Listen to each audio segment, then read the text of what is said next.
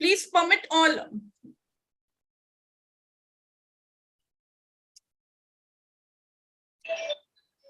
Ma'am, I admitted already. I started live video also.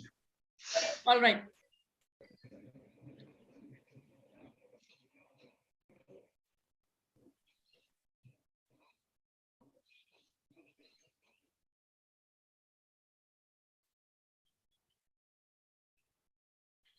Hi, good evening, everyone. Very shortly, we are going to start with the program. Give us 2 minutes. In the meanwhile, Lambodhar, I will request to kindly share few videos.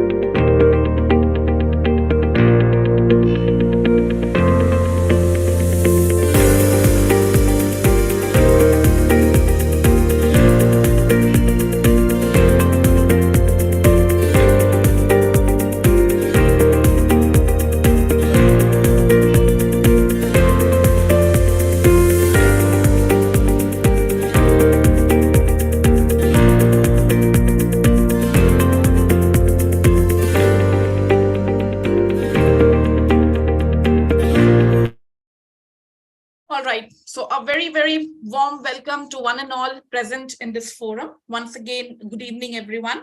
Am I audible to everyone? So I request all the faculty members as well as students, if possible, please turn on your camera. That will be really great. All the students are also requested to turn on your camera, and I request all the faculty members also to please turn on your camera. So to begin with, I would like to introduce myself. I am Dr. Kirti Uday, Associate Dean Academics and Student Affairs. I'm associated with IIHMR Bangalore for more than 3 years, but I think the tenure is quite long because I'm one faculty who are also associated with IIHMR Delhi and IIHMR Jaipur in different capacities in different forums. So moving ahead, this forum actually gives a strong platform to all the faculty members and the aspirants to interact with each other. So I request all the students who are present today that if you have any query or you are interested to know any aspect regarding IIHMR Bangalore or our PGDM program, please post your queries on the chat box. We will be more than happy to help you. So before I start the faculty interaction, I would like to brief about Institute of Health Management Research, IIHMR Bangalore. So most of you must be aware, IIHMR Bangalore offers 2-year full-time postgraduate program in hospital and health management. So basically, our degree is postgraduate diploma in management, where we offer 4 specializations in the second year. That is hospital management, public health management, health information technology management, and pharmaceutical management. So basically, the course structure is the first year is common for all the students, irrespective of their choice of specialization, where we want to build the concept of management and healthcare delivery system in India. And in addition to that, they will be also placed at the end of first year for summer internship for the period of 2 months, where we focus that whatever student learned in the class in first year, they also observe that practically with the help of summer internship. In second year, you can choose any of your specialization based on your interest, and then followed by placement and dissertation and internship. So we will learn more about this once we interact with our faculty members of IIHMR Bangalore. PGDM program of IIHMR Bangalore is approved by All India Council of Technical Education, and it is also accredited by NBA. And this program is recognized as equivalent master's program from Association of Indian Universities. We have a lot of laurels in our kitty with respect to different rankings, credentials, placements, alumni. So much more to speak on this, but I will suggest, since I regularly interact with all of you, so I will suggest today let other faculty members speak more on this line. I saw one hand on screen, but I will prefer to take up all the questions at the end. But if you have any pressing question, I will request please put up your question on the chat box, and definitely we will address that. So I request once again to all the students, please put up your questions on the chat box. So with this note, I would like to introduce the first faculty member of IIHMR Bangalore, who is Associate Professor and Associate Dean Training, Mr. Piyush Kumar. Yeah, so I will request Mr. Piyush, if you can please introduce yourself in around approximately 2 minutes, and talk about more your qualification, your industry experience, and other aspect. If you can please introduce yourself.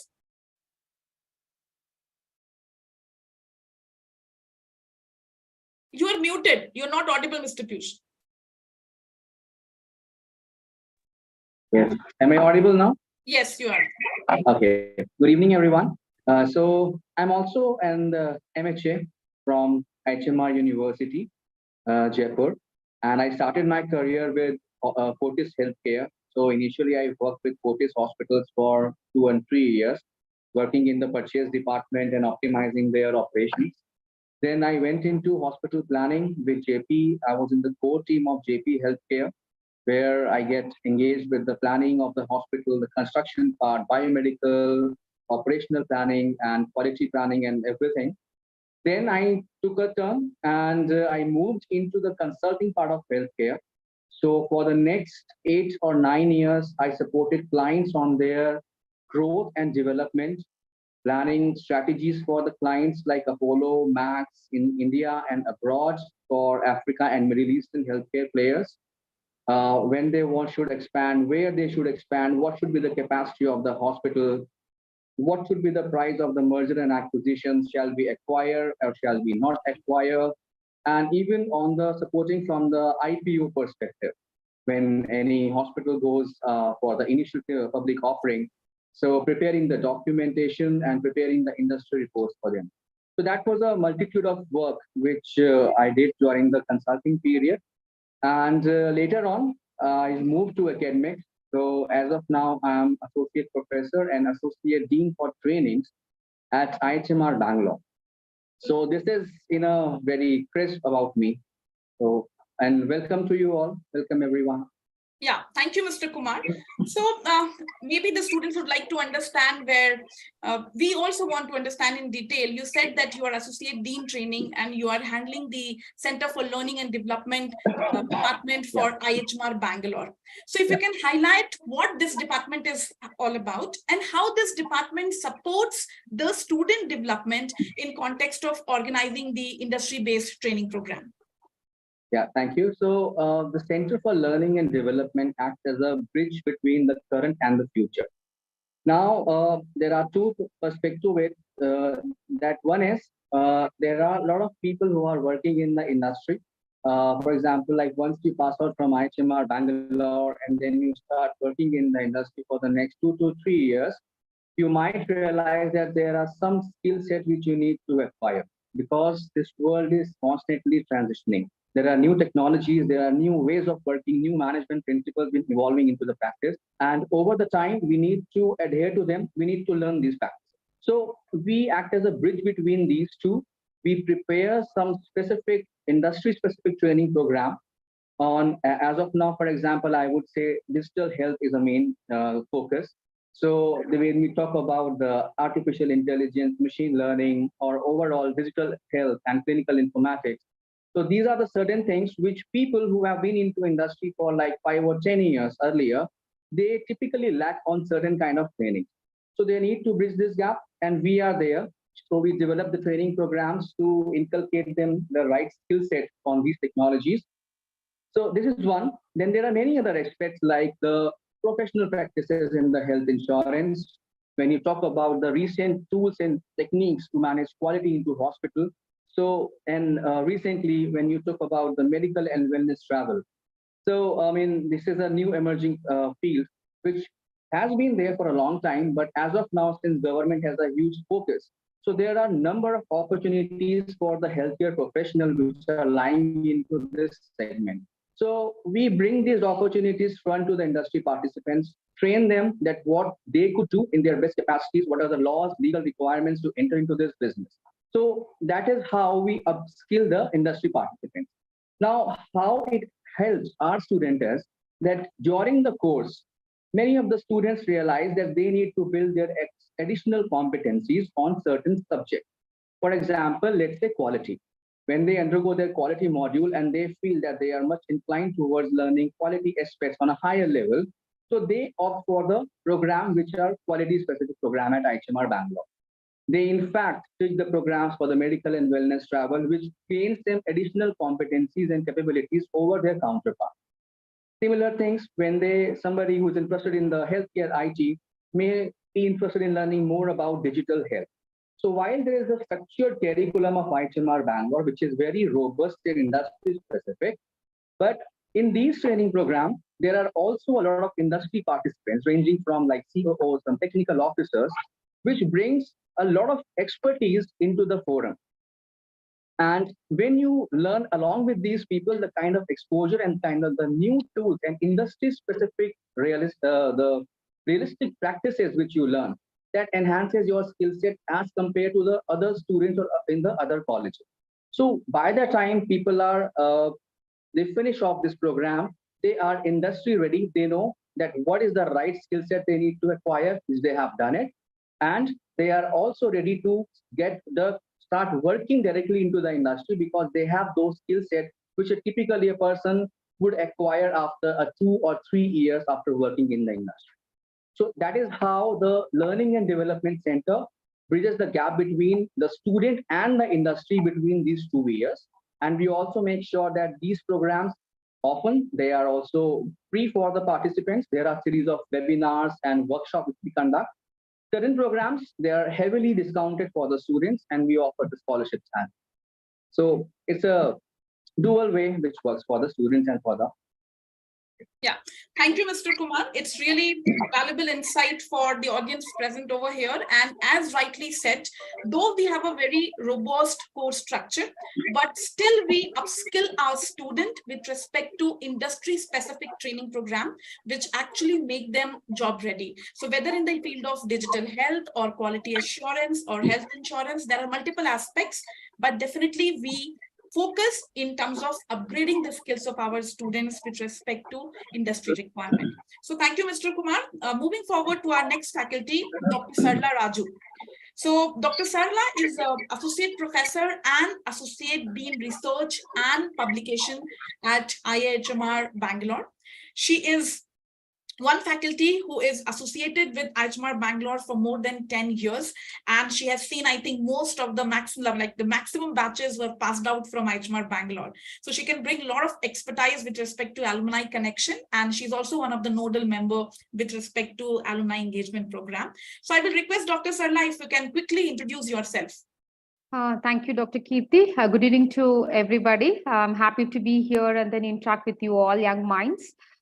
So I, as Kirti was saying, yes, I have been with IIHMR, started my career as an assistant professor, now an associate professor, and taking care of the research department. I'm the dean, associate dean, research and publications. Basically, I'm not from the healthcare industry. I am actually a sociologist. So I've done my PhD in sociology from a well-renowned organization called Institute for Social and Economic Change, which is an ICSR, funded institute, which is in Bangalore. And while I was doing my PhD in urban slums, I got interested in health, and health is an important issue which we see among the urban poor, and therefore I got interested to work in healthcare. And I was looking for an opportunity to actually not change fully, but to ensure my sociological views are applied in healthcare, and that's where I landed up at IIHMR in the year 2011, and where I didn't know about what exactly the research happens at healthcare industries. And I think I was at the right place. My passion and the exposure what I got at IIHMR has helped me to grow as a researcher in healthcare. And basically, I work in public health research. So we do write a lot of projects for the central government and state government, projects related to public health, and we also do carry out hospital related projects. We are in consultancy organizations where we give consultancy to hospitals related to quality, especially NABH accreditations or JCI or NCOAS. So these are our strength in terms of hospital. We do take up a lot of research in healthcare IT and pharma, which is also one of the core subjects for you all. So these are the 4 domains which we do a lot of research. So basically, we focus on these 4 verticals, and also we take up a lot of research related to healthcare IT. We are moving towards how research in healthcare IT through our Admire program, which you can just get into our website and see what is this Admire. We are doing a lot. Yeah. So thank you, Dr. Sarla. So now students are interested to know, like training, how research department supports the growth and development of the student, and do they get some sort of research opportunity during their post-graduation journey? So if you really see IIHMR, IIHMR Bangalore, we have 3 verticals. That is, one is the academic, research and training, and equally research and training, as Piyush was talking about, it contributes a lot of things in terms of developing the students. And I think not in many institutes you have these opportunities. Either the institute is focusing mainly only on the academic part, in terms of imparting some managerial skills. But here at Institute of Health Management Research, along with the academic part, we also have a platform where they can get into any certification, they can get into any research projects, live projects, they get an opportunities. So we faculty all the faculties are carrying out one or the other projects in terms of NABH accreditations or NCOAS or market related research or any research related to public health. So what we do is, we as a faculty, we don't keep our research findings, we don't keep our data with us. What we do is, as part of our coursework, we take our research experience to the classroom. For example, when we talk about data management via coursework, where we use our data and we tell the students, hey, this is the data from our research projects, let us go and work on the live data which is there. And therefore, we give a live experience for them to work with the real data. Similarly, we also have a lot of other projects which are going on in different parts of the Karnataka. We actually take them to the field, we give them their field exposures where they go, be part of the live projects, understand and support us. So this is how we actually involve them. But most important thing is when we talk about the research, we have modules related to research, like research methodology, community studies, and so on. What we try to do is a flavor of how to carry out a research and a flavor of how to analyze and look the things scientifically and how to report it actually rightly. So this is where we actually help them to look into the data for decision making. So you as a manager, with the data, you have to make a decision. So that particular skill we actually try to give through the research. And especially as Kirti was talking about observationship, the STP program, that is a summer training program for 2 months in the end of first year, or the dissertation internship in the final year, all these requires the research skills. So what we do is, you are actually trying to look at the things rightly through our research. So we actually give that opportunity for the students through the coursework. And we also encourage the students in publication. So we can see that over the period of time, students have started publishing articles with their faculty or independently. They also started presenting papers in the conference, poster presentation in the conference. So earlier, students were not much engaged, but we see that now they are engaged. They are working with the faculty to scientifically write a paper, publish a paper, an article, and also scientifically make a poster presentations.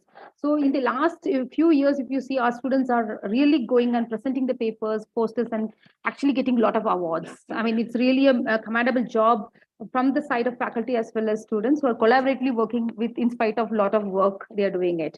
And many healthcare organizations also had hired our students as an intern. During the coursework, if you see here, since they know that research at IIHMR is really doing very well, they take our students as a short duration as an intern for markets related research and other related research. We have seen that in a well-known organization like Columbia Hospital, which is now taken up by Manipal, or NH, which is there, when they have GSCI and other accreditations, they take our students as part of their, accreditation program, they take their support. So that's how the research skills contribute even during the coursework, it contributes to the industries. And when we talk about the other things, when we talk about the research, it's very important, and we are actually imparting the research to the students. I think when you as a student pass out and go for a placement, especially the Excel skill, which is actually imparted here, is useful to all the students, whether you're taking pharma, whether you're taking health IT, or you're taking a public health. So the skills what we're imparting is really helping you as a manager to take a decision with the data. That means the research is really helping the students to get certain skills and prepare yourself as a manager to work in an organization very systematically. Yeah, well said, Dr. Sarla. Thank you so much. In fact, I would like to add that at IIHMR Bangalore, there is a concept of mentor-mentee. So around a group of 10 students allocated under each faculty as a mentor-mentee, and faculty supports around 360-degree development for the student in context of their emotional support, in context of developing their publication ability, communication ability. So mentor-mentee actually helps the student in terms of actually upgrading themselves to the next level. And as rightly mentioned by Dr. Sarla, I think in this academic year only, more than 20 plus students, they have participated in different conferences and they've won many laurels also for the institute. So thank you so much. Next, I would like to welcome our next faculty member, Dr. Amita Mukhopadhyay. So Dr. Amita is associated with IIHMR Bangalore. She's a newly joined faculty, but I think it's more than a month. And she is a professor at Institute of Health Management Research, Bangalore. I will request Dr. Amita if you can please introduce yourself. Yeah, hi everybody. Dr. Kirti, am I sufficiently audible? Yes, you're audible. Okay, great. So I am Amita Mukhopadhyay. I have done my MBBS from Government Medical College, Trichur in Kerala. That was through so I'm going to give you a very long tour of India along with my bio. I was born and brought up in Bombay. landed up in Kerala through the All India Medical Entrance Test. It used to be called AIPMT at the time. Now I think it's called NEET. NEET, yes. Yeah. So did my MBBS there, learned how to read and write Malayalam in the process, still remember parts of it. Came back, did my MD from Sion Hospital, that is Lokmanya Tilak Municipal Medical College in Bombay, MD in Community Medicine. After which I went again down south to Chennai and joined the Department of Community Medicine at Chettinad Hospital as an assistant professor. I worked there for, I think, close to 2 years, after which I shifted to Bangalore. And then I joined Bangalore Medical College and Research Institute, which is the state government's premier teaching and tertiary healthcare institute. I joined there as an assistant professor. I was there for 4 years, following which I took a bit of a career break. I went and stayed for 3 years in London. I cleared my IELTS with a 9.0 band, which is, I am myself surprised by it now, actually. And okay, I had started the process for PLAB also, but things, life takes you on a different path from what you think of, whatever you think for yourself. So I came back to India, again joined Akash Medical College in Bangalore, this time as associate professor.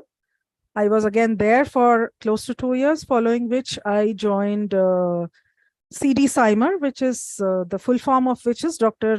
Chandrama Dayanand Sagar Institute of Medical Education and Research. It is in Ramnagara district, about 30 kilometers away from Bangalore.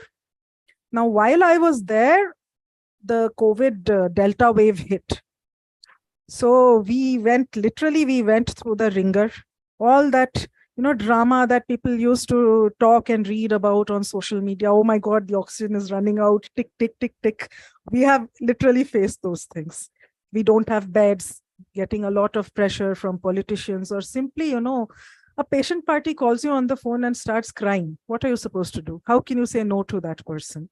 We have faced all of those things while I was the nodal officer of the COVID response team there. Additionally, I was also a member of the medical ethics, the institutional ethics committee and the medical education technology unit while I was there. And then I decided it was time for a change. I now want to focus completely on research, training, meeting more people, new people, and that is why I made the jump to IIHMR. And I'm very glad, and I hope we'll see many of you, in the months to come. Yeah, glad to know you, Dr. Amita. So one very common question, Dr. Amita, since you are a clinician, I think you are the right person who can address this question.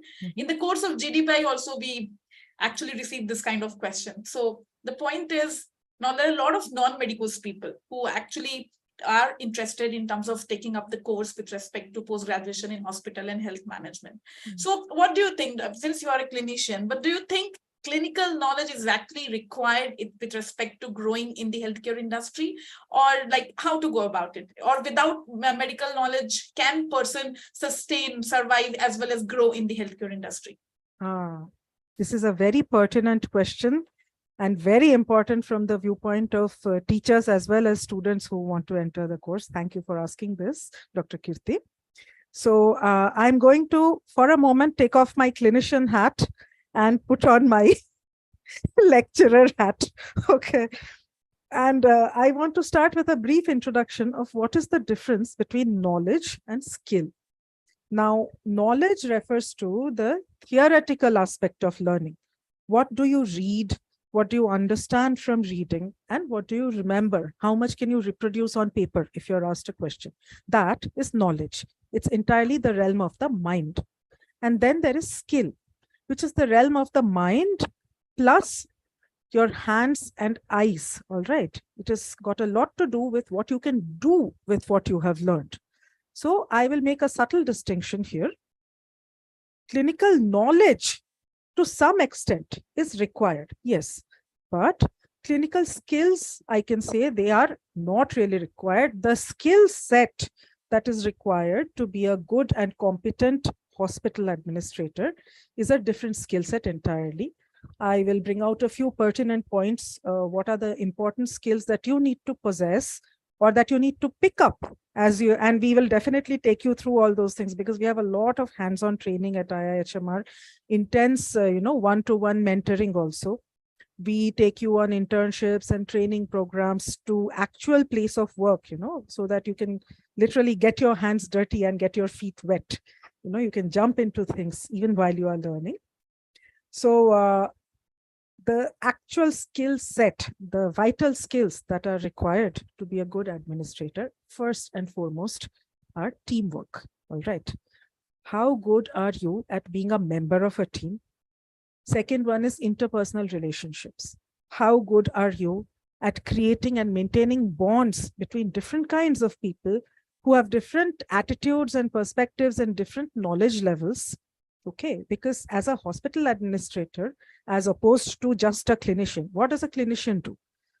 They come in the morning, they'll sit in their OPD, they will be having dealings with maybe the nurse or the clinical attender, their students, and then they completely focus on their patient. What does my patient need? What do I need to do to examine my patient? What kind of treatment do I give to my patient? Or if I'm taking my patient into the OT, are my hands steady enough and are my eyes sharp enough to be able to perform the surgery?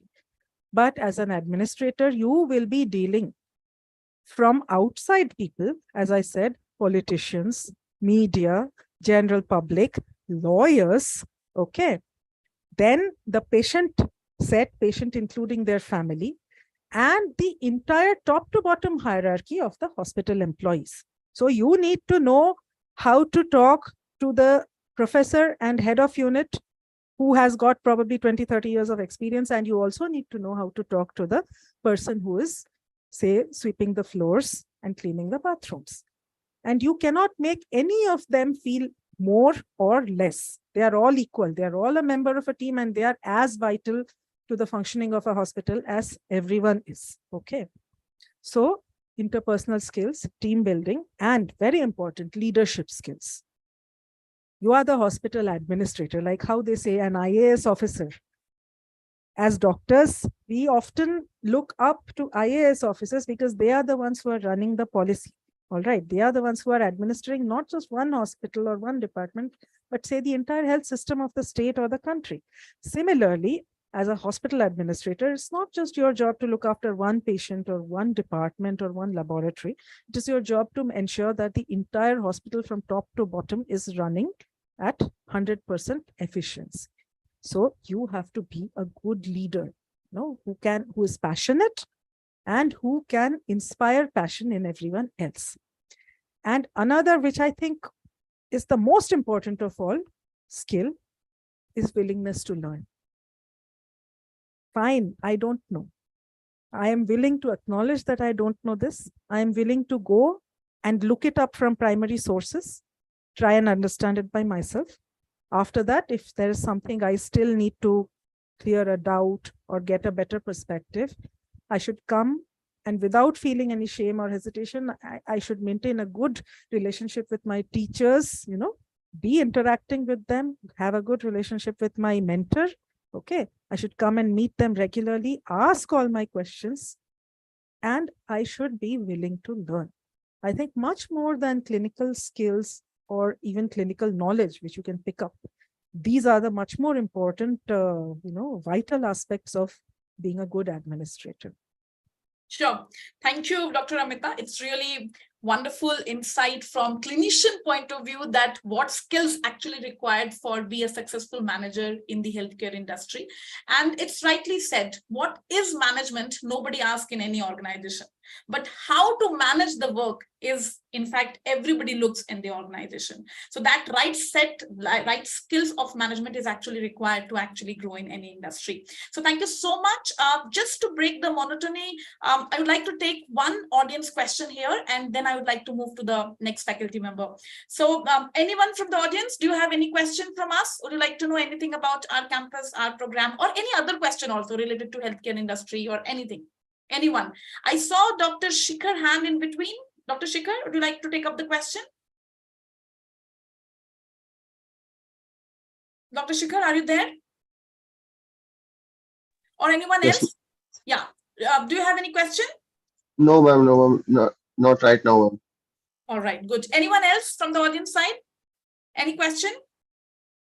Otherwise, we will ask questions. There are so many faculty members in this forum. So if you won't ask, then we will ask.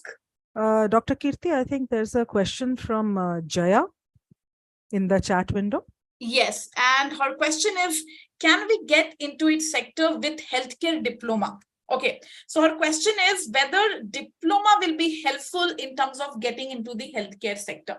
So first of all, Jayashree, I would like to talk about that diploma, certificate, master program. These are different level of programs offered by educational institution. I don't know about other institutions, but I would like to highlight regarding our postgraduate program. So it is not at all a diploma program. It is an equivalent master program like MBA in hospital and health management. So general MBA student, they learn about marketing, finance, HR. Our MBA student, they learn about public health management, health information technology management, and hospital management. So there is nothing like diploma kind of thing. It's an equivalent master's program, and which is also approved by Association of Indian University, which is a government body and which has full authority in terms of bringing up the postgraduate program at the master's level. So definitely certificate and diploma program will not be that valuable in terms of getting the right place in the industry. But definitely, yes, the postgraduate program, the master's program, full-time program, definitely be helpful in terms of getting the right place in the industry. And so far, successfully, we have placed 100% of our students in all the batches. In the present batch also, in my present second year, we have successfully placed all the students except one, and her interview is also in the process. So we have a record of 100% placement, and we really commit on that. I hope I have addressed your question, Jayashree. If anything, again, we can connect on that. So moving ahead and taking this conversation further, I would like to invite Dr. Rajeshwari. So Dr. Rajeshwari is associated as an assistant professor at IIHMR Bangalore, and she's a public health expert. So I will request Dr. Rajeshwari, if you can please introduce yourself. Yes, thanks, Dr. Kirti. Good evening to everybody. I'm Dr. Rajeshwari. I'm as an assistant professor at IIHMR Bangalore from last 1 year. And I graduated as a dentist. Later, I did my PG in hospital and health systems management. And then I went on to do my PhD in public health at Maastricht University. It's at Netherlands.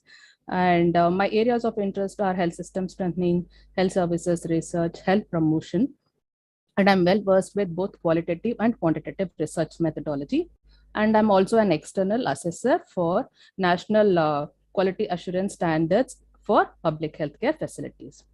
I have more than 10 years of experience after my PG as a research associate, project manager, consultant, and at the end of my tenure as a public health person, public health in outside IHMR, I was with the Health and Family Welfare Department, Government of Karnataka, as a state coordinator, wherein I have established government hospitals as PG medical teaching centers.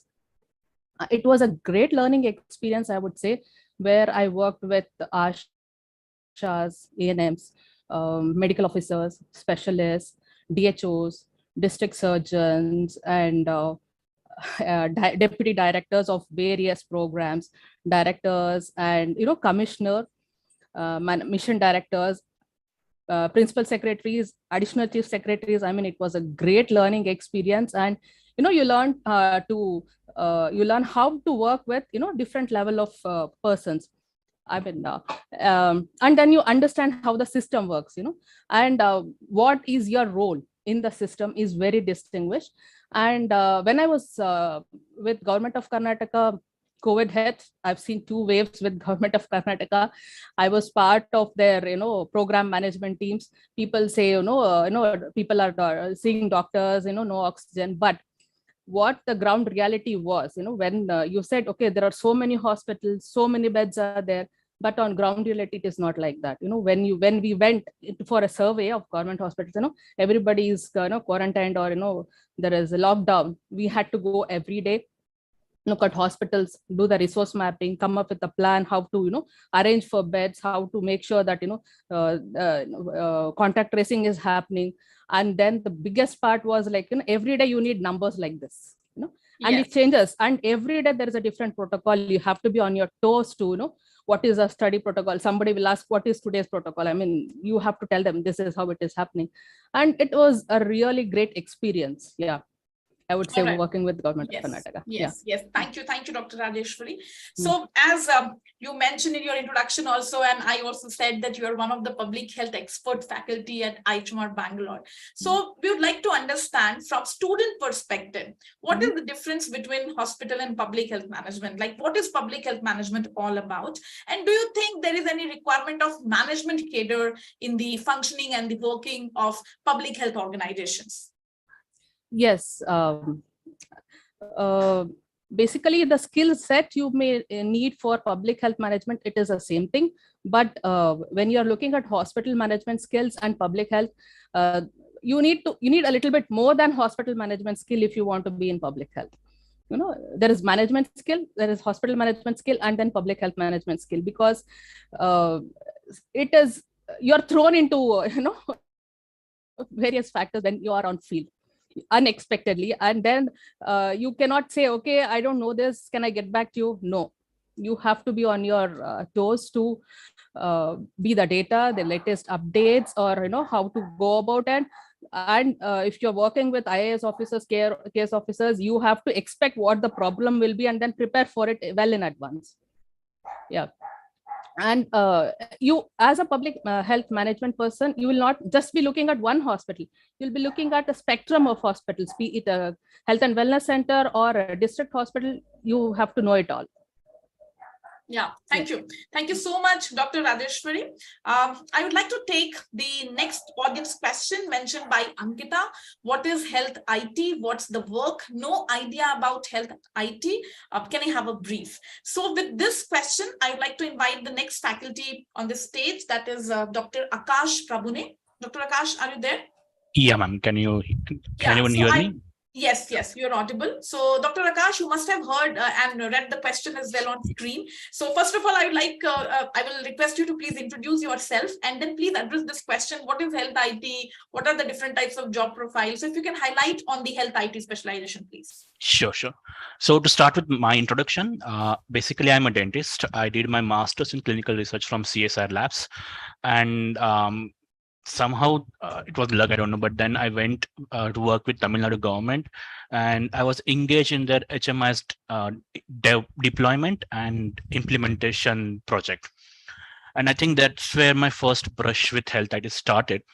I spent 2 years working with Tamil Nadu government. We tried very hard to implement a HMI system in a public health setting. We failed. I can agree that, and failure is common in the healthcare sector.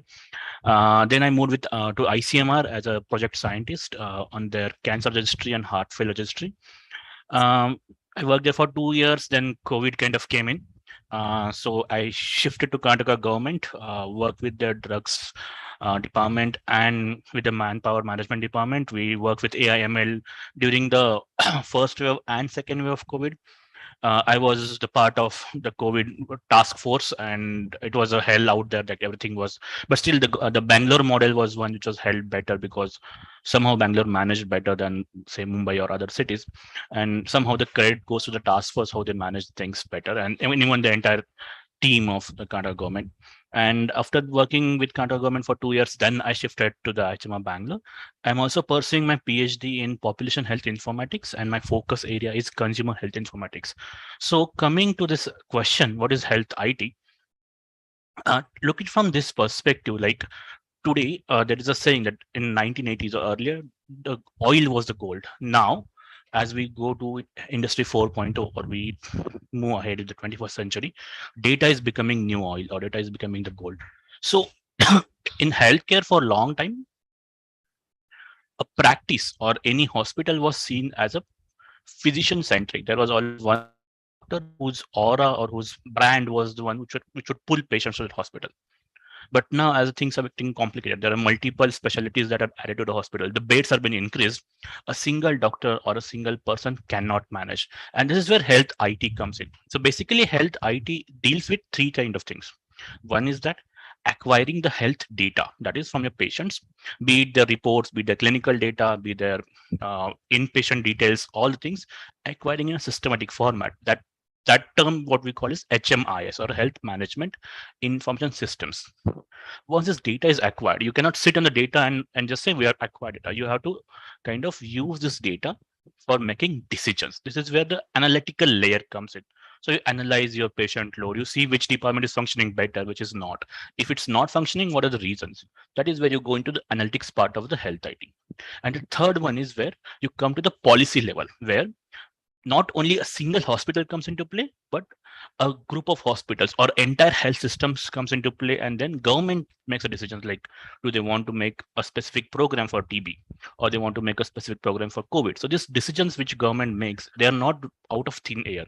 They depend upon the data that is generated from the hospitals. At this point, yeah, the private sector and public sector both function differently, but with ABDM coming in force, maybe you guys, when you really graduate from your into 2 or 3 years of career, you will be the driving force who will merge this public and private, at least from the data perspective, not from the management perspective, but data, you'll merge this gap, and India would see a world-class kind of health systems where decisions made are on evidence from data. So these are 3 areas where health IT develops with.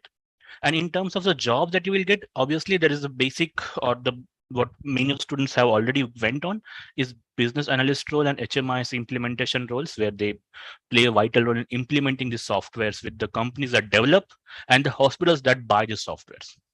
Another role that is evolving is healthcare analyst role.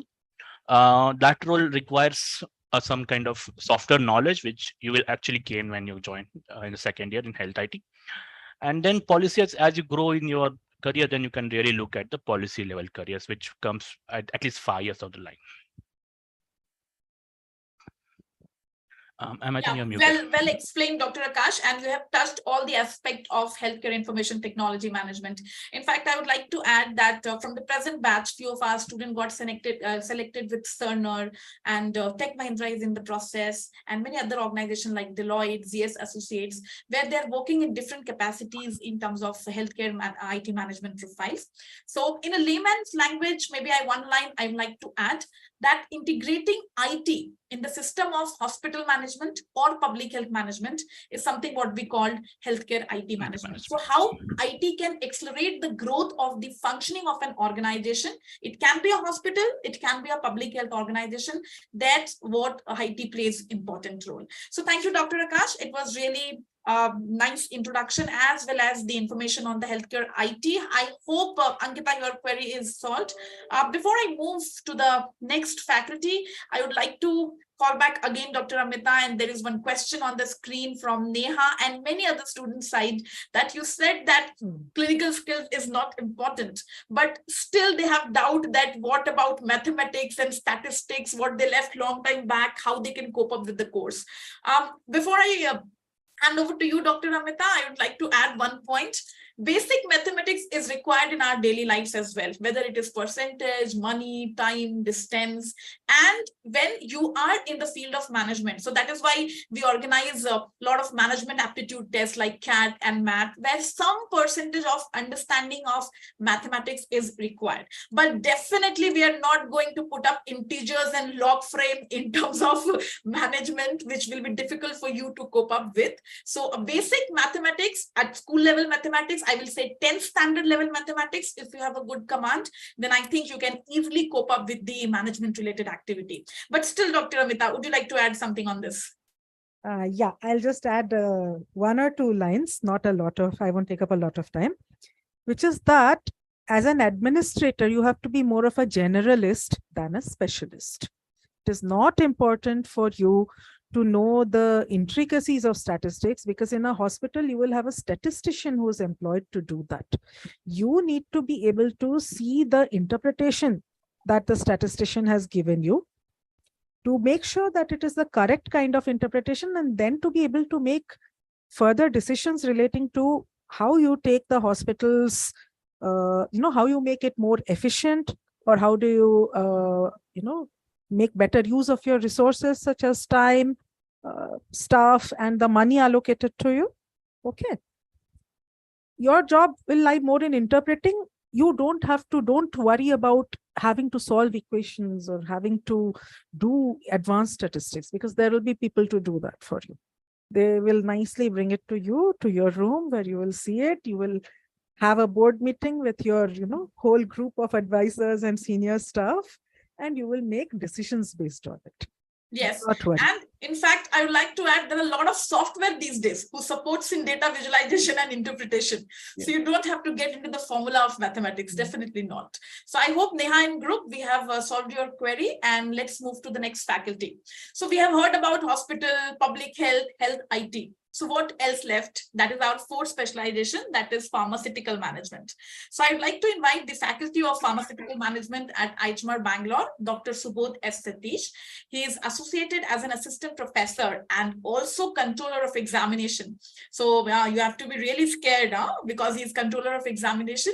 So I welcome you, Dr. Subodh, and if you can please quickly introduce yourself. Yeah, yes, ma'am. Am I audible? Yes, you're audible. Yeah, right. Thank you, Dr. Kirti, for your introduction. So, as she shared, I am Dr. Subodh, Assistant Professor of Pharmaceutical Management, as well as the Controller of Examinations. So, I'll start with my post-graduation maybe. So, I did my post-graduation in pharmaceutics from Kerala University of Health Sciences, and so I should directly go to my dissertation, which I consider as a great thing, and because I developed a bilayer tablet of domperidone malate and rabeprazole, as you know. I see a lot of clinicians here, so it is used for the treatment of gastroenteric disorders and all. So that's what I did in my PhD, post graduation. And in my PhD, I really want to work with the community. So that is one reason why I opted for community pharmacy, or we call it as pharmacy practice. Pharma graduates will definitely know. So then what I did, and usually people want shift from pharmaceutics to community practice. So it's little different in my case. So what I did in a sense, again, pharmacists were there. I trained community pharmacists to do diabetic food screening using monofilament and also using tuning fork apparatus and all. So they were able to detect diabetic foot ulcers, which we can call it as one of the most devastating complications when it comes to diabetes. So how it was helpful for the society in the sense we were able to detect diabetic foot ulcers in the early stage itself. Thereby, we were able to provide them with the desired awareness and about the lifestyle changes that needs to be taken, so that we can ultimately prevent the amputations associated with that. Then I shifted after my PhD. So I was an academician. Then IIHMR actually helped me to do a bit more on research. So I've been here for 2 years, and my focus areas when it comes to the pharma management is on intellectual property rights, regulatory affairs, supply chain management, and also like the common terms that we hear in pharma nowadays. Yes. That's it. Yeah. So thank you, Dr. Subodh. Yes. Now, very common question, like COVID has actually accelerated the growth of pharmaceutical industry, Yes, and we all are quite indeed. familiar, and in fact have taken the COVID vaccines as well. Hmm. So if you can just highlight the growth of the pharmaceutical industries over the years, and where our PGDM students fit into the industry. Yeah, right. So this is a very interesting question, ma'am, and I believe the pharma aspirants will be really curious about what exactly that lies for you. So when it comes to the Indian pharmaceutical industry, as ma'am has shared, it has grown like anything after the COVID. And one thing which can be considered as one of the major changes in pharmaceutical industry is like they have focused more into the quality manufacturing and focused more into the affordability of drugs, how to adopt innovation and technology in pharma. So these all actually help the Indian pharmaceutical market to grow like anything. And it is estimated that it could reach around $130 billion by the end of 2030. That is how the Indian pharmaceutical market is growing. India being the largest producer in case of generic drugs adds up to that. So there are some key factors that actually helped Indian pharmaceutical sector to grow. First and most important thing is the readiness of the pharmaceutical companies to accept the digital technologies. So they know that to be successful, you need to be competitive. To remain competitive, you should be focused on the digital technologies. For example, one key term that is we always used to share, not only in pharma, but also in HIT, in digital health, that is industry 4.0. So the pharmaceutical companies has actually adopted these verticals of industry 4.0. For example, like CPS, IoTs, ANML, and all these stuffs were adopted by the pharmaceutical industry. And for example, I'll give you like automation was adopted, real-time monitoring was adopted, and all these actually data analytics, another term I should not miss out on.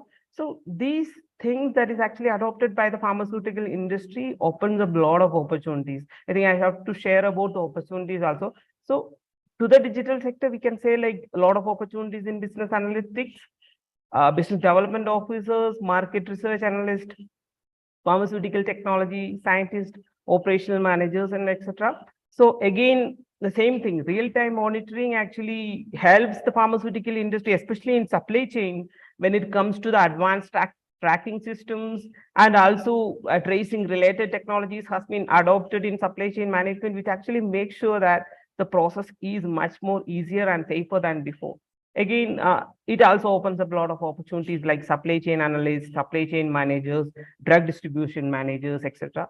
So maybe one more another key term I would like to add is precision medicine. And it's not that common term, but it is something that is getting a lot of limelight nowadays. And precision medicine actually means providing real-time insights how a patient's body responds to a particular pharmaceutical drug. So we will be able to predict like adverse drug reactions. So we will be able to predict all those idiosyncratic reactions and all, and which drug should be provided to a particular person based on their condition and all these things without creating any adverse drug reaction. That's what precision medicine actually brings. So again, it brings a lot of opportunities. So rather than so I would also like to add another common term rather than precision medicine, that is pharmacovigilance.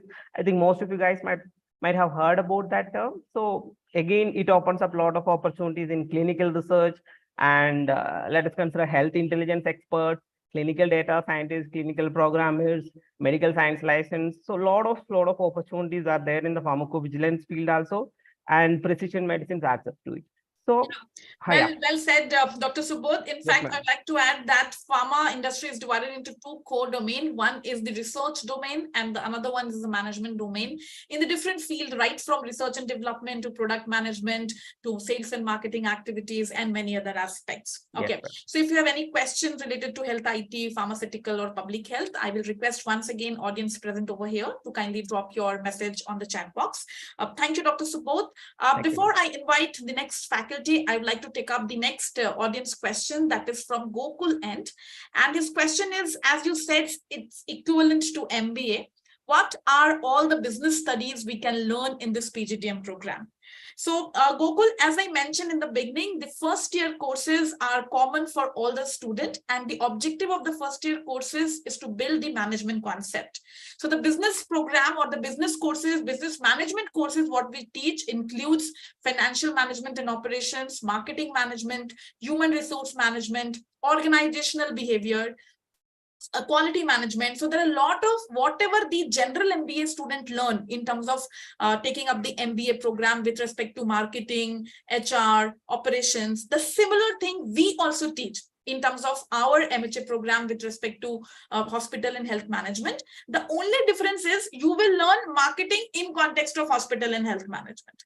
You will learn quality in terms of improving the efficiency of a hospital, not for other industries. But a general management student learn overall what is HR, but it varies whether it is automobile industry or healthcare industry. So we are specialized in the healthcare industry. What is HR? We will also teach, but we will teach in context of healthcare industry.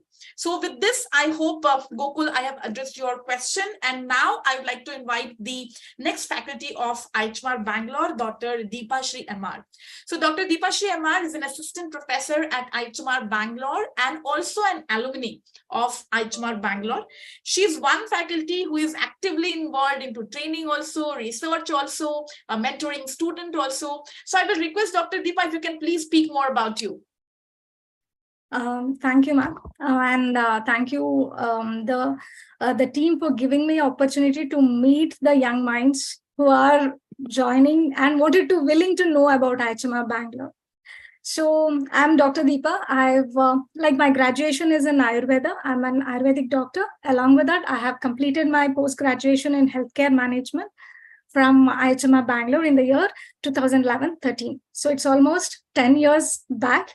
So after pursuing my PGDHM in healthcare, I was placed in an NGO where public health was my interest. So I was placed in an NGO called Karuna Trust. It's a national NGO where I learned more about implementing programs, how to run an NGO, how to form a new NGO, or how does an NGO works with projects and grants. So that was my first experience. I worked in the NGO for about 2.8 years, then took a break and then joined a CSR, joined the corporate sector for CSR activities, where I led the whole CSR wing of the corporates. So it was like other side of the story. So here we were selecting NGO for implementing a program. And we were actually looking out how they're working, how the project works, what's the impact of the project. And along with that, I was in the team of communications, so communications and branding. So how to do a global communication, how to do a marketing, what is the brand management, how to manage your brand. So that's what I've learned in my experience with the corporate. Then I have moved to my own mother institute, that's IIHMR Bangalore. I'm the proud alumna of it, and where I'm working as assistant professor since 3.8 years. I handle courses like communications, planning and management, business communications, NGO management, social behavioral change communication. So I think communication is my area of expertise. Yeah. So before I ask the question to you, Dr. Deepa, I would like to address the Akshay's question, which is connected to you. That is why I would like to take up here. So Akshay asked that, hello, ma'am, are we eligible to do PhD after this PGDM course? So Akshay, the answer is Dr. Deepa herself. So she has completed her PGDM program at IIHMR Bangalore, and as of now, she is pursuing her PhD. So there are many more examples like that who have completed and who are also pursuing doctorate program after this PGDM program. Since our program is recognized from AIU, that is Association of Indian University, there is no problem in terms of pursuing higher studies even after this program. So I hope I have addressed your question, Akshay, because I thought Dr. Deepa is the right set of example I can present and I can solve your query. But the question for you, Dr. Deepa, personality development and management goes hand in hand. So if you can highlight how IIHMR Bangalore develops the student with respect to inculcating the soft skills and other personality development activities for the student. Ma'am, I would like to consider students as future managers, right? So to be a successful manager, or you should be well versed in two things. One is we call it as hard skills, or it's a technical knowledge. And the second one is your soft skills. So both has to go hand in hand to manage the things. A manager is the one who does the right thing at the right time. For me, it's a small definition which we say that we has to do a right thing, right decision at the right time with the right set of people, right? To make it all right, you should be strong in hard skills and your soft skills. Hard skills is nothing but your business knowledge. You know that we all know that healthcare industry is dynamic, right? Be it if you take pharmaceutical, hospital, or healthcare, it is dynamic. So every day the new things come and new things change, and you have to be updated with the basic knowledge as well as your advanced knowledge. One way why I feel that PGDM courses are good rather than MBA to say it, because every year we actually revise our modules based on the industry requirements. So if you see, every year we revise. For example, I'll take my own example of NGO management. NGO management has changed since 2020. There are new rules, regulations coming up. So every module, every year, we'll update a module so that our students know the advance in the same field. Be it you can take in HR or you can data management, HIT. So all our modules or what we teach is an updated knowledge, and that's flexibility is there in the course. So that's where your business knowledge gets stronger. And our whole schedule is the program or the teaching schedule. What we have is not only based on the presentations or just reading out the module. It is like it's a simulation of simulation activities, exercises, case studies, which help students to make, which improves the skill of the decision making, analytical thinking. Right? This is what is required for a manager. So these all activities like case study, how to read a case study, how to analyze it, what can be a real life situation. So life simulation exercises, these help and build a strong skill of business knowledge.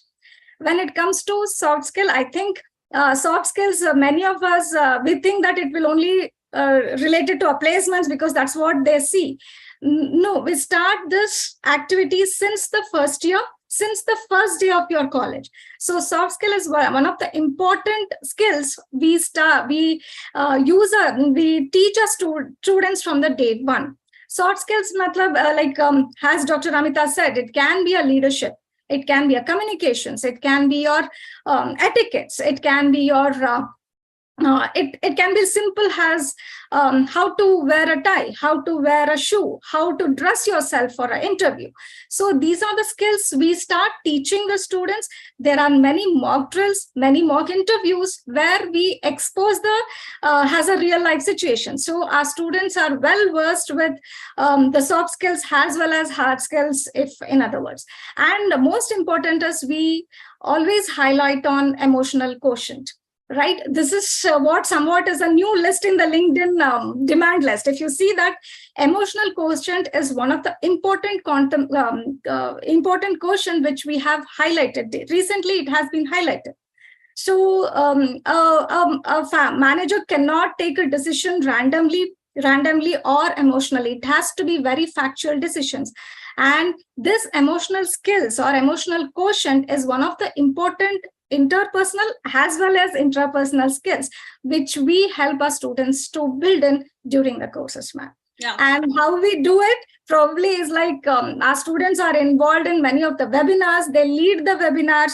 They lead many of the events. They take they give initiatives to lead that webinars, lead activities. So that's how we build all the skills in our students. Yes, in fact, I would like to highlight this academic year, we have organized 20 plus extracurricular and co-curricular activities for the student, even at the institute level.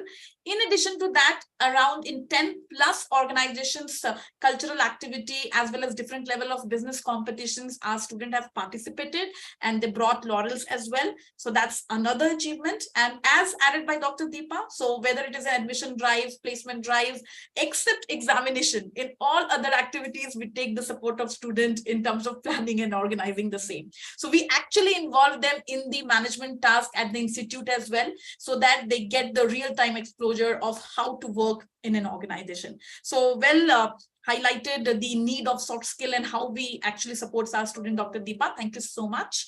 So now I would like to invite Dr. Kirti, if I may interrupt, there is a question from Dr. Pooja Boban. What is the difference between MPH and public health management? Is there any difference in career opportunities? So, I would so like Dr. to take that permission. Is too excited to address this question, so I will request Dr. Rajeshwari, if you can please highlight on this part. What is the difference between MPH and PGDHM? When I would like to answer this question as a career opportunities for MPH and healthcare management. I see it as a matrix. Okay, there are certain organizations and there are certain roles and responsibilities that each one plays in an organization. Organizations can be at a sorry about that. No issues. I would like to say, like, you can either an MPH or a healthcare management will be placed at a district level, managing various programs, state level, in a government hospital, government organization, health and family welfare, at a district level, at the state level, and also at ministry level, and national level organizations like NIHFW or health and family, Ministry of Health and Family Welfare itself takes up people with health management backgrounds. I think more than 20% of the people at various national levels and state level are IIHMR graduates, and they're doing excellently well. They're doing excellent, and they're also working in an international organizations like UNICEF, WHO, UNDP, World Bank, you name it. They're also at NGOs, local NGOs, national NGOs, international NGOs. Pharma companies also hires both MPH and healthcare professionals for managing their health programs. They have not only pharmacy, they also work parallelly with governments on various healthcare programs. They also are part of the team which manages real-time data on various activities that are happening in the industry itself, be it public health, private, or disease-specific programs. And they are also in teaching organizations like IIPH, IHMR, PHFI, St. John's, you name it, they're there. And coming to various roles that they can, both of them are taken. Okay, I was working with, on par with the MPH person, same set of skills, same testing. Coming to the different roles and responsibilities, you will be with the research, implementation of various programs, national health programs, day-to-day operations of the program, quality improvement of the hospitals, or monitoring and supervision of various programs, and knowledge management, like I was saying last time, and data analytics, or accreditation of facilities or various facilities there.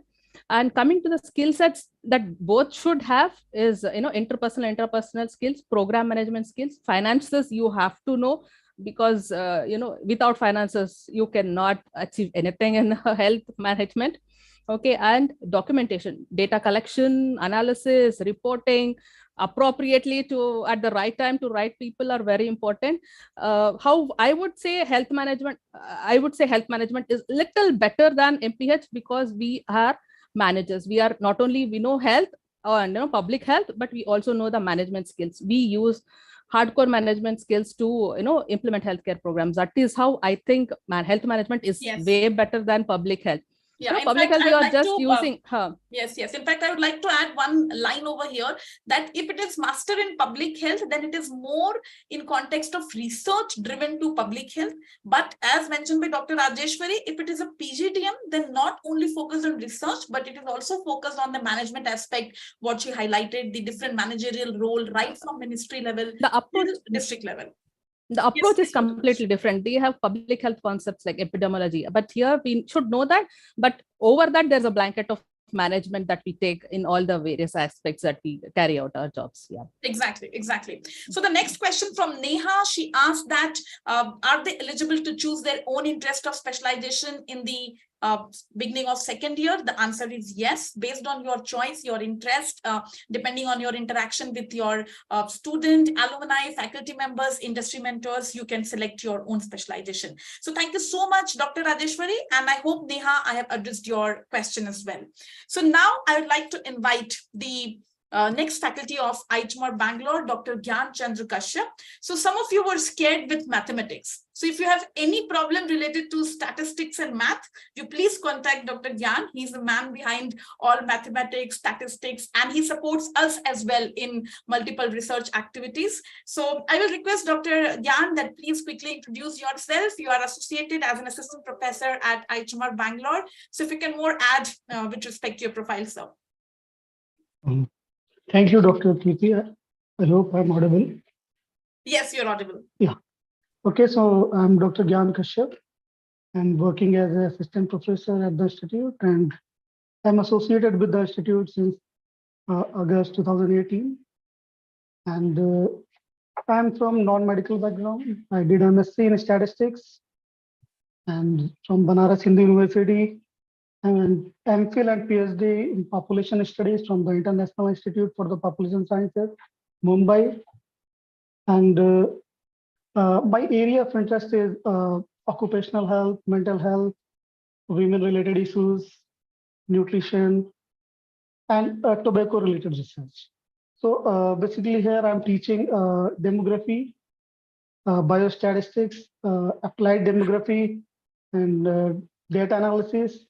As we know that data analysis is very, very important nowadays, because without data, you cannot support your findings, your results.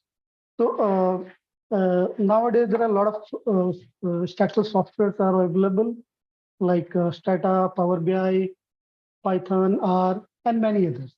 So now even Excel, that is also a very powerful tool where you can perform any kind of analysis, right? But nowadays, software like Power BI, which is very famous nowadays, just because you can perform data analysis, or you can analyze different data sets in a one platform. So this is all about the my introduction, and just I will add few more points here. Recently, United Nations declares India surpasses China in terms of population. So we reach 1.43 billion in terms of population, and as we are big in numbers, so we need more programs, as there are so many terms in demography. Being a statistician, as a demographer, if you take the correlation between demography and statistics, you will get the correlation 1, just because both are dealing with the very specific issues, that is demography, that is closely associated with the people, human beings, their health issues, and the statistics. With the help of the statistics, we can analyze that issues.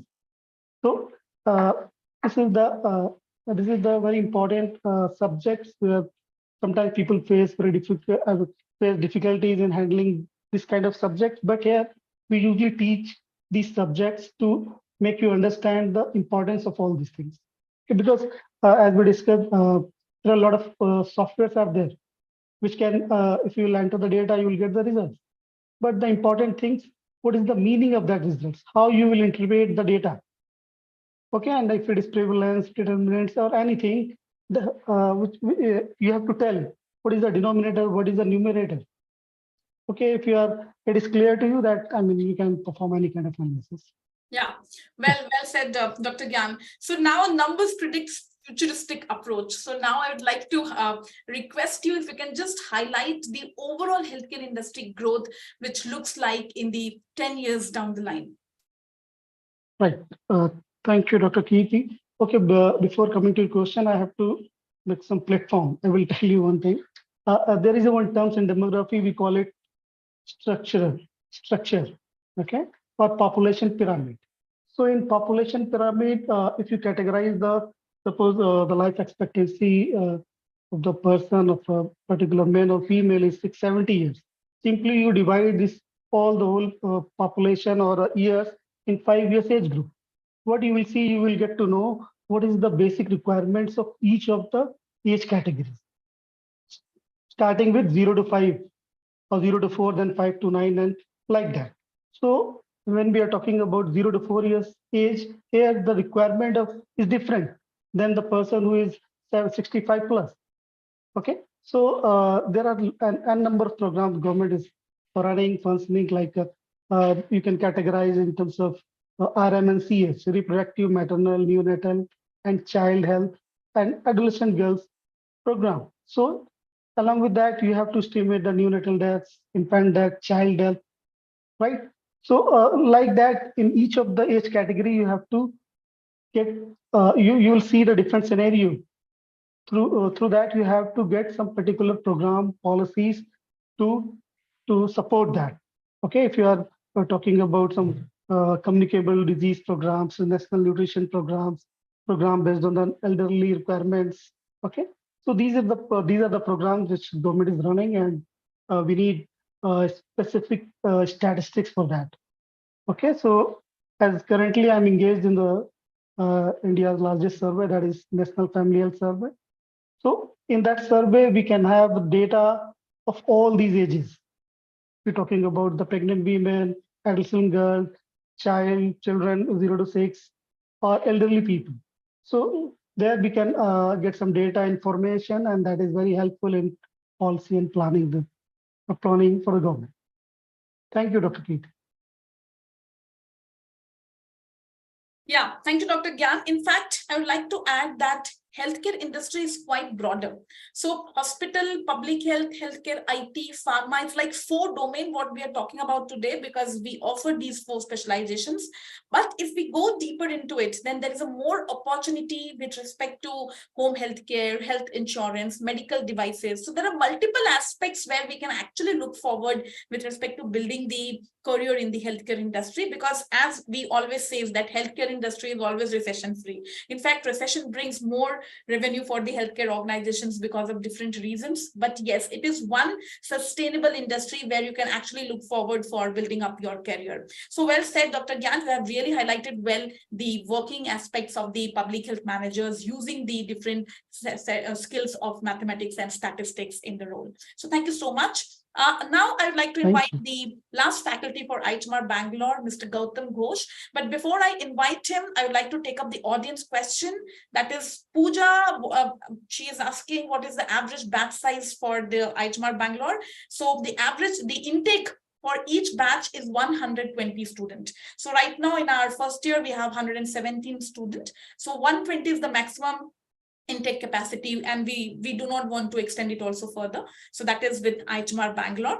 The second question again from the Pooja end only, and she is interested to know about the performance, how performances are assessed, and what are the general terms with respect to a conduct of examination. So Dr. Subodh, would you like to highlight with respect to examinations, how we take up the examinations and how we assess the performance of our students? Yes, ma'am.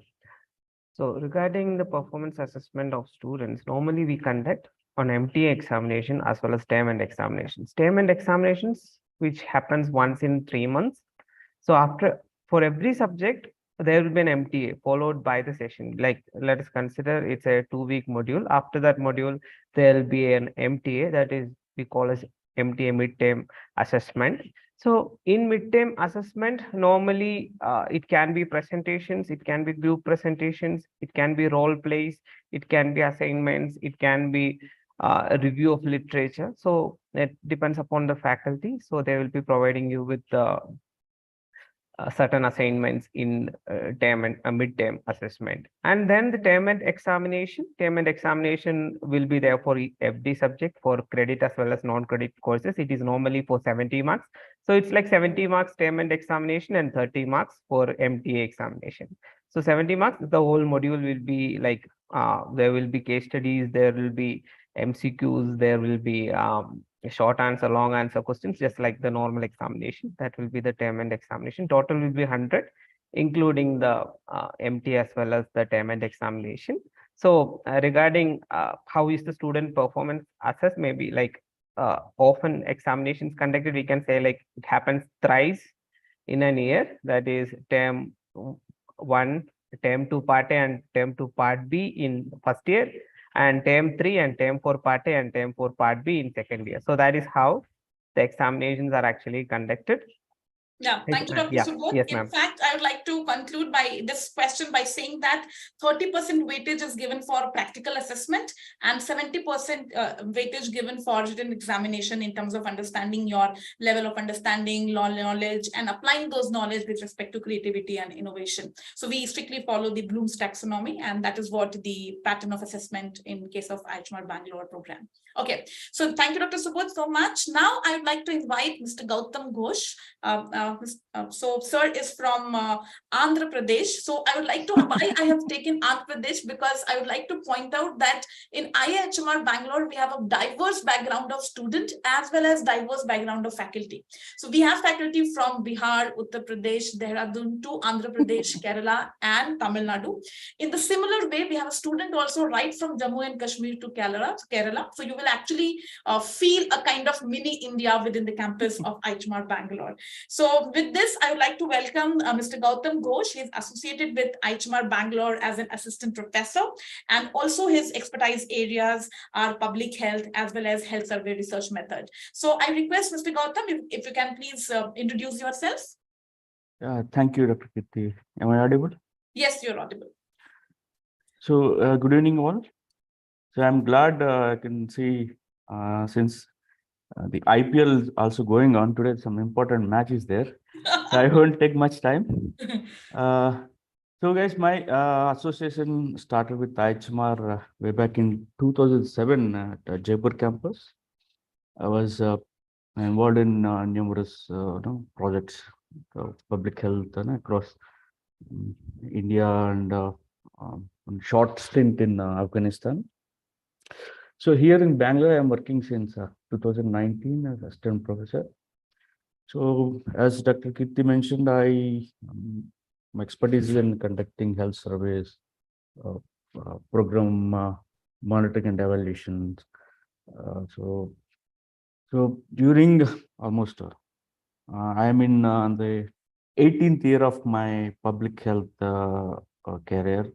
Over the span of these 20 years, I worked with many governments and developmental partners, UN agencies like UNICEF, WHO, and OPS, like that. So basically, my education background is I'm a trained social worker. So after working for almost 10 years with IIHMR, so I upgraded my public health skills by attending public health program from Bloomberg School of Public Health at Johns Hopkins University. Here at IIHMR, I basically will be seeing in the first module, credited module, where we discuss about health and development, how they are related, and it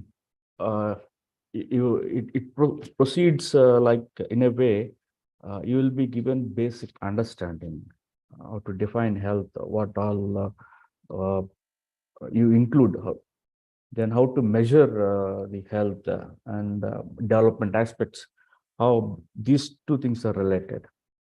So apart from that, I also take epidemiology classes and research ethics. That so. Yeah. So, Dr. Sir, you are associate, like in past, you were also connected with IIHMR Jaipur and presently with IIHMR Bangalore. And I think you are one person who has a very thorough knowledge with respect to industry and the competitive overview. So if you can please highlight the USP part of IIHMR Bangalore and how our program or institute is different from any other campuses or any other institute across India. So the first USP is we are in Bangalore. We are in Bangalore, the Silicon Valley of India. We are surrounded by many IT and healthcare organizations. Like the Narayana Hrudayalaya Health City. It's just almost how many? 5 miles from here. We are just so we are surrounded by many organizations, healthcare, even IT, pharma companies, even renowned public health organizations like Corona Trust, KHPT, like others. So that is one major thing with advantage, and the the structure. Our curriculum is designed to meet the industry demands, like Dr. Kirti, Dr. Piyush, Dr. Deepa has mentioned how the curriculum being revised every year. So here the thing is every year every module will be taking feedback based on the student feedback as well as from the industry feedback, where the feedback from the industry, from the part of STP or internship. So we update the curriculum. So that is one thing. It's a regular ongoing process. So we'll get updates every year. So then you have our ratio, the industry interaction during class times, like 30 to 40% we invite experts. Those are industry experts. Those are particularly in that field. So for example, I'll take health and development. So the expert is working in that field and the anthropological areas. So they'll come and talk about the cultural aspects of health and developments, how they influence the determinants of health, right? Then we have epidemiologists. Those are working in the field, designing studies, conducting studies, case control cohort studies, RCTs. They come and take sessions. Like other modules, like if you're in IT or pharma, hospital, the experts will come. So that is another the one of, I think, USPs. And in the first year itself, we will be sending you to observership to healthcare organizations, where firsthand you will be getting experience of how the hospitals are being managed and what are the areas you can focus in the due course of your modules, or can concentrate on those areas. Then, then as Dr. Sarla mentioned about the research projects, we do conduct many research projects, whether it is related to public health or digital health. I think Dr. Akash is working on digital health, EMR platforms, and hospital consultancies for NABH accreditations and all. So if you are interested in to be part of these studies, we will be happy to take you on board as an intern, as part of your what to say, summer training or dissertation work. The criteria is subject to your interest, right? So I don't think so any other like very few institutions gives that opportunity. While you are a student, you'll be involved in research projects. Yes. So, and we are also part of many national agencies or ministries. Like I'm looking after National Jal Jeevan Mission at the Ministry of Jal Shakti. I'm the nodal person for as a key resource center for community level. Then our colleagues are working with National Health Systems Resource Center. And we're a part of Karnataka Science and Technology Academy, where we get projects and all. And other institutions like similar to us, or technological institutions, medical colleges, research centers. So these collaborations will help us bring many insights and expertise. So where we can interact with these experts who are visiting the campus, we'll arrange talks or one-to-one interactions and all. So the other thing I'm happy to share is you will be connected with PAN IIHMR alumni in Bangalore. Those are working in key leadership roles. So that is one advantage. If you're a student looking to what benefit one get, you'll get the PAN IIHMR alumni. So alumni of Bangalore, Jaipur, and Delhi. So they are ready to help in terms of mentoring, giving you opportunity to learn things, right? And the great deal at IIHMR Bangalore is you are in the company of safe company of faculty from diverse education background and the expert areas. So we like right from medicine, dentistry, the Ayurveda, the statistician, the sociologist, the social worker, public health, the nursing, whatnot, the management, even the biology backgrounds and all. So even see the pharmacy, the information technology backgrounds.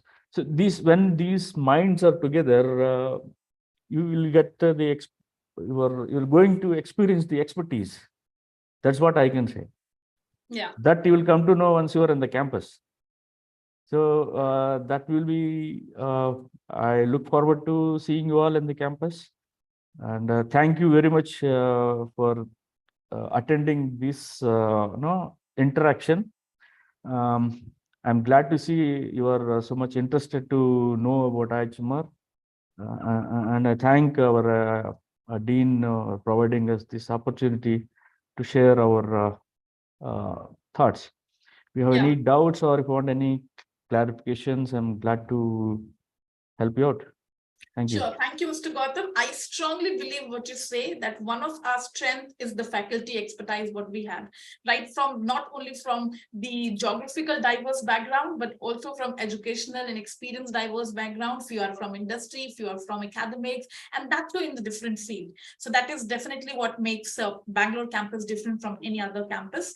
And second, which I give challenge to any of the aspirant student that you go to any organization, you go to any hospital, you will find at least 1 or 2 IIHMRian working there. So that is the presence of IIHMRian across the organizations working in the healthcare domain. So that really makes us different. So with this note, it's a great platform where we have a chance to interact with all the aspirants and the students interested to know about IIHMR Bangalore.